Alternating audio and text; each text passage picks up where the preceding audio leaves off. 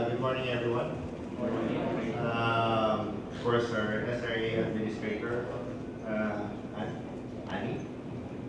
I was just talking to her because we received the latest the National Expenditure Program given by the President late last Monday.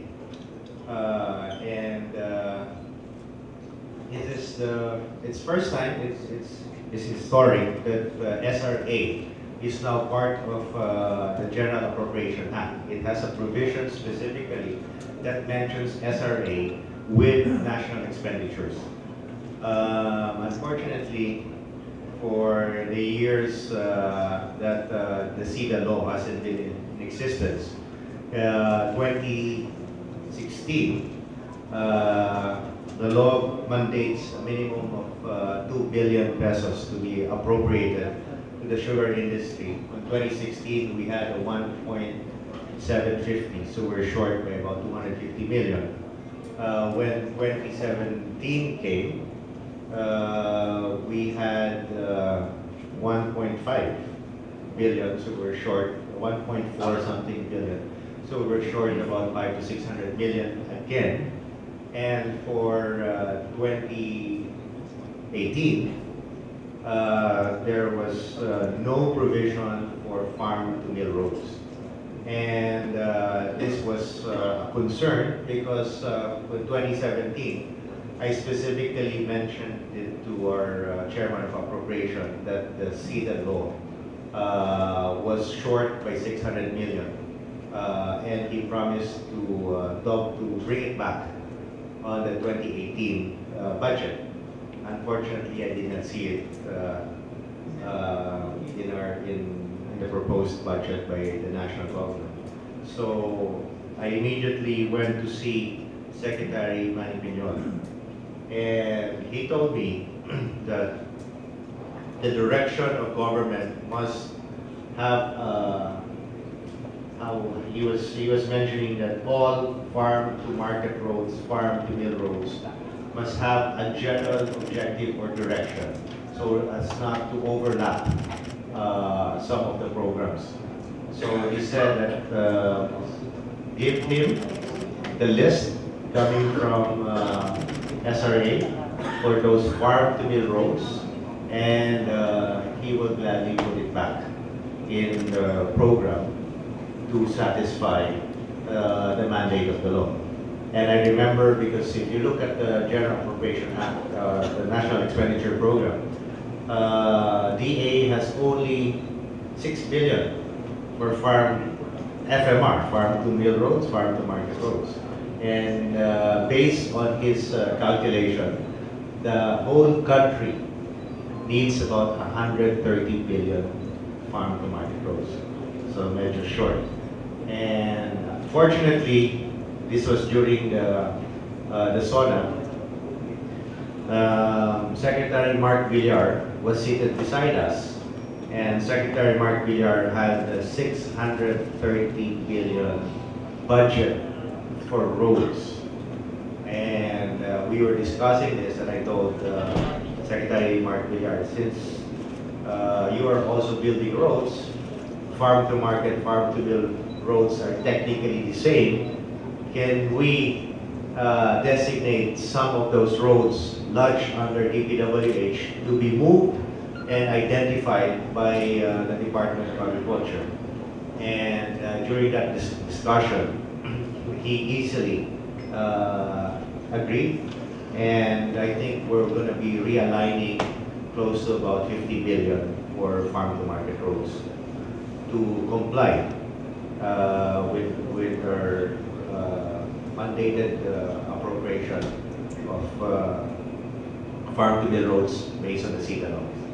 So that is something that I have to get it done. So ano po yun? Trabaho po namin yan. So the ball is in my court, and hopefully during the budget deliberation, we will insist that at least 1.6 billion be allocated to SRA for its farm to mill roads.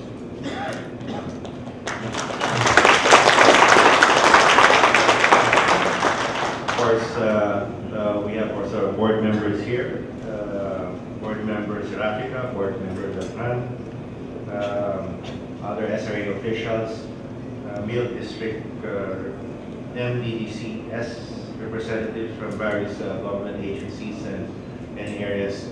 Let me just bring you back a little bit on how the SIDA law came about. It was a very interesting story.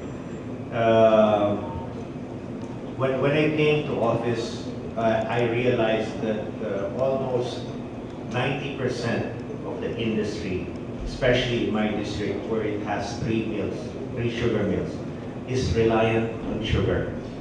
And every time the sugar prices goes up, everybody jumps with joy. But every time the sugar prices goes down, everybody complains, and you see a lot of sadness in the face of the people. So the direction, the income, and the livelihood of the people was so dependent on prices of sugar. So I said, what if sugar disappears? What's going to happen to the industry? And during the course of our deliberation with our stakeholders, we found out that the industry that we are in, especially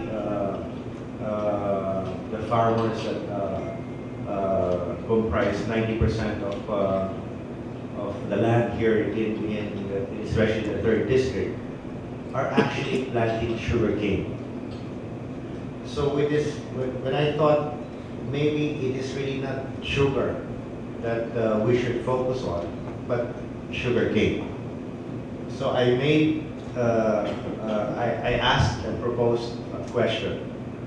What if sugar prices goes down, but sugarcane prices goes up? Is that a possibility? So it was a back and forth question between how tight is the sugarcane industry with sugar. And we found out, okay, that sugarcane can indeed survive without depending on the fluctuation of prices of sugar. And this is where I think our direction, our industry is moving. So the SIDA law is the first law. It is the one of those legislation that focuses on sugarcane. It gives a minimum of 1 billion grants to black farms, to socialized credit, to research and development, and to scholarship for our farmers. It gives another billion, a minimum of 1 billion, for infrastructure, farm-to-mill roads, and other infrastructure that is needed. So it is the first law that really is designed to support our farm structure so that it becomes more efficient. And with this, I think the next direction that the sugar cane industry and the sugar industry should look at, because every time we have a deliberation in Congress, people are already saying that the sugar industry is the next tobacco industry, meaning it is a sunset industry. And if we do not diversify, if we do not look for other alternatives, then we will have the same fate as the tobacco industry, where more and more policies and activities are being created to reduce its consumption. Lately, I think the President has announced a nationwide ban on smoking, and this is more pressure being given in the tobacco industry. And if they compare the sugar industry with the tobacco industry, then what they're saying is we're doomed to have the same fate. Unfortunately, I don't think it is correct to compare us with the tobacco industry. First, tobacco, when you plant tobacco and you process it, it has only one finished product, and that's cigarettes. There has been no other development on the tobacco industry than producing cigarettes. Sugarcane is more resilient because aside from sugar, we know that it can produce other products. And in fact, when we visited Thailand, when one of those first study tour that Congress undertook, we saw that most mills in Thailand produce three products out of sugarcane. They had sugar, and correct me if I'm wrong, but my understanding on how to be efficient in extracting all these products from sugarcane is the first squeeze, which is usually the sweetest, is produced to sugar. The second is actually then diverted to ethanol. And last, the bagasse is used for power. So Thailand sugar mills have three products that they efficiently extract from sugarcane. So if we look at this, eventually the future says that we are not trapped like the tobacco industry, that we have only one product to rely on. So these are the things, and funny, when I was talking about the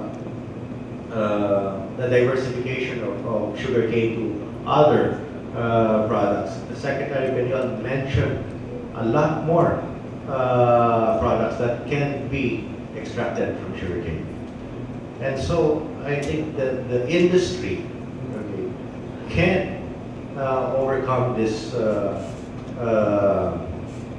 challenge being posed by the current situation. And it is precisely that this legislation, this CEDA law, was created, was for us to overcome these challenges. And it is precisely why SRA is a very critical component in addressing this issue. Finding the solution, we have given the funds. We have allocated resources so that a solution and its creation and establishing it to become an industry that we can all look at as a growing and a sunrise industry will be established. So a lot is on the shoulders of SRA, our administrator and our directors here. The whole country is actually dependent on how we utilize these resources that is given to them. I remember that during the hearing of Coke, I think in the Senate, I asked Secretary Manny Peñon to think very deeply on how he will address the challenges of the sugarcane industry, because a lot are at stake. And to this, you can rest assured that when budget deliberation comes for 2018, we will fight and we will make sure that the mandated resources appropriated by law to our industry will not disappear, it will not go astray. We will make sure that it will be properly appropriated to us. And this, you can be assured that this representation will make sure that that happens.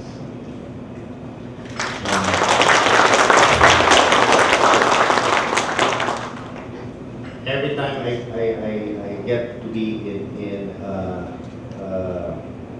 a gathering like this for this particular industry, I sense that there's more jittery emotion. There's more like on the edge type of feeling, because we are unclear of our future.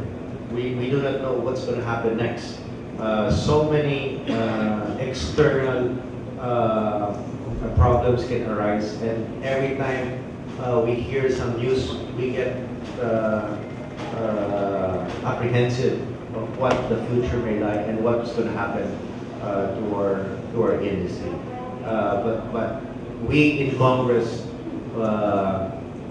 will ensure that the industry is protected. And in fact, the latest that I've heard from the senators during the State of the Nation address again, after the SONA, some of the senators and I heard them together on a small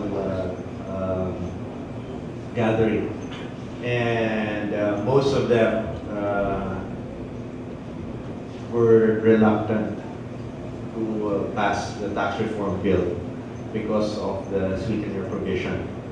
So it is something I said, we tried very hard to stop the SSB tax, the soft drinks taxes. We tried to make sure that it does not affect our industry. But knowing how Congress works, the lower house usually rolls with the punches. So we would just have to make do with what was being directed to us by our leadership. And what the lower house did was, if you will import, if you bring imported sugar and you will use it in your soft drinks, then the taxes is doubled to protect our industry. We wanted some sort of level playing field so that we do not lose our industry to other countries. But what I heard from the Senate, I think the whole tax proposal for soft drinks may not pass after all. So hopefully let us see what we I guess more or less those are the main points that you would like to hear. Those are the latest development, and hopefully, as things turn out, as we progress in developing and retooling our industry, we will have more better nights to less sleepless nights, and we will have a more clearer future for all of us. Thank you. Thank you.